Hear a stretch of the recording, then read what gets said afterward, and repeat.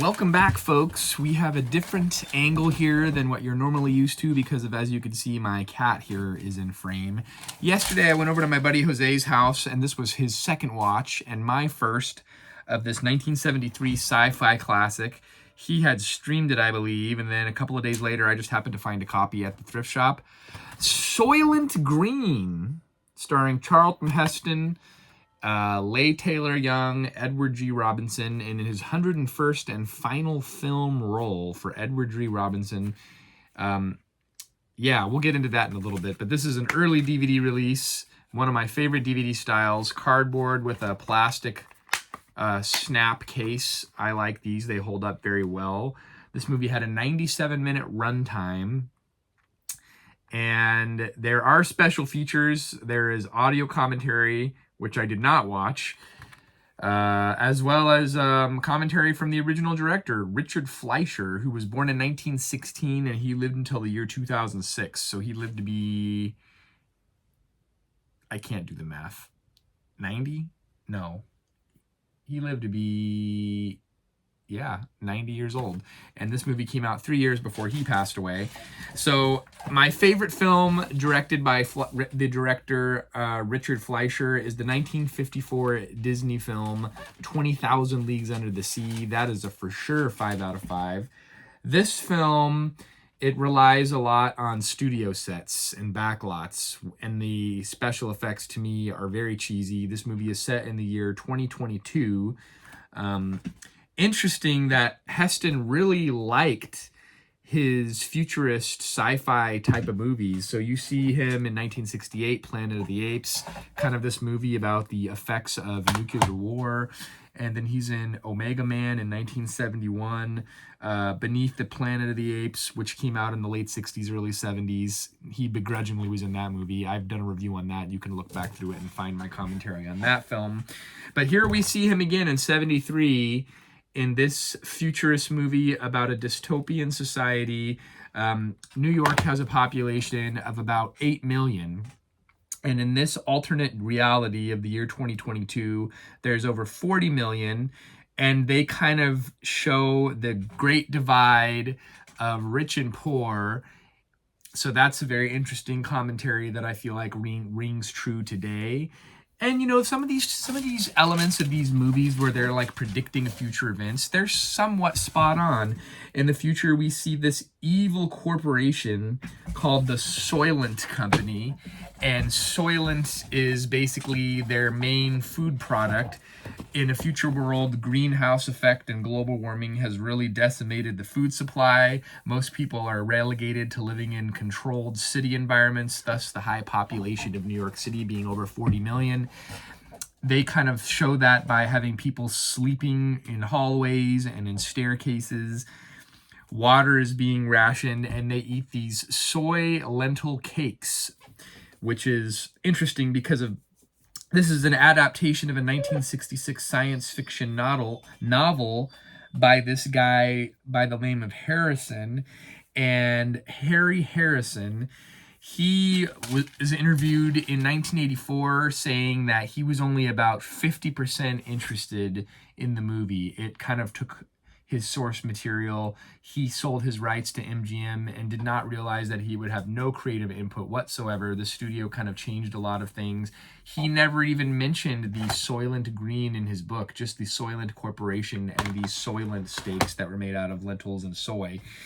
So you see Charlton Heston playing this police detective investigating a murder of a wealthy, high-profile guy that worked for the Soylent Corporation, and his housemate is Edward G. Robinson. And we've seen him, that being Heston and Edward G. Robinson, they starred opposite each other in Ten Commandments. So they had a relationship going back to the 50s. Obviously, Edward G. Robinson is one of those guys that was in a lot of gangster movies, prolific in the golden age of cinema. And you see him dying in the end of this movie, in a very sad movie. And I think that's probably the best scene in the whole movie.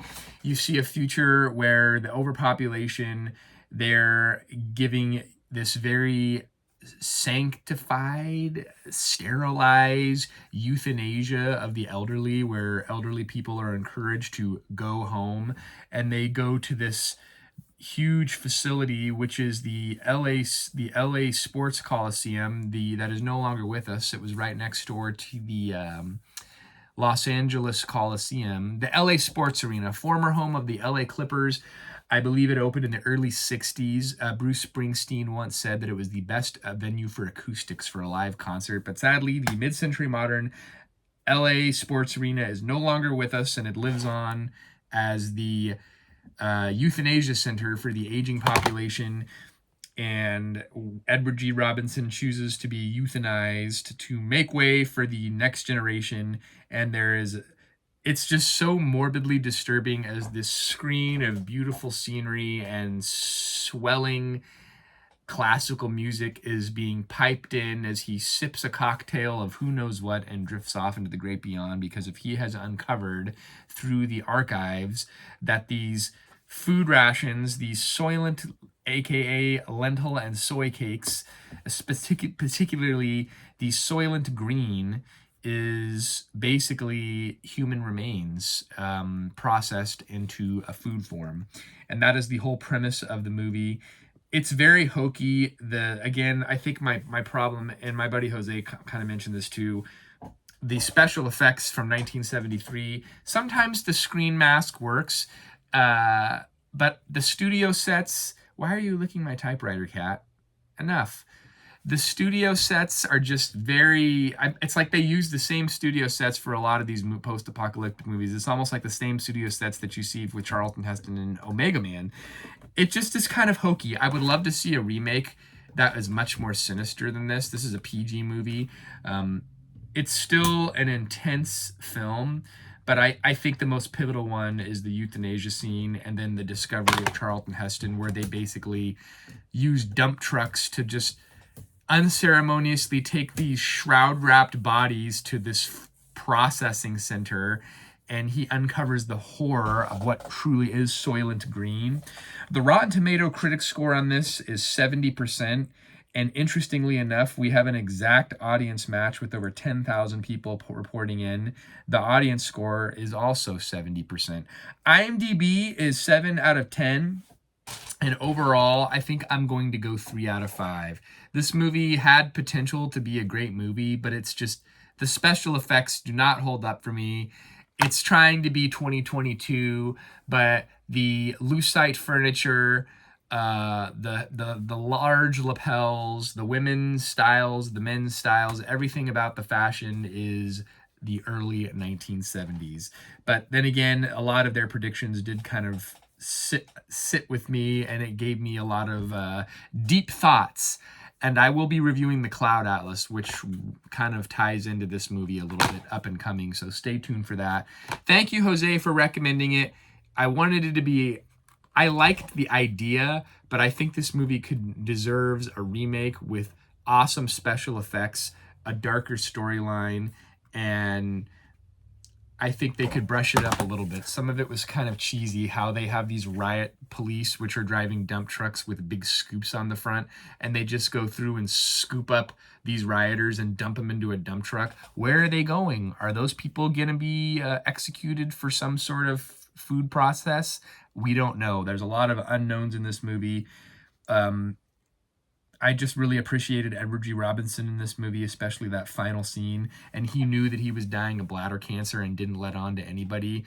And it was an emotional upheaval for Heston. He wrote in one of his books that scene would be his final scene in life where he dies.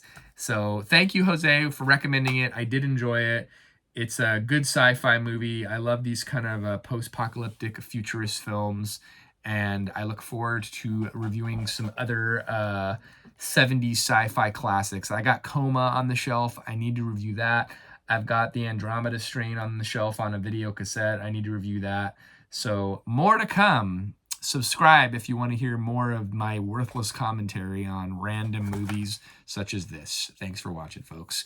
And say hi to Murray. If you want more Fat Cat commentary, like and subscribe for my feline, if not for me.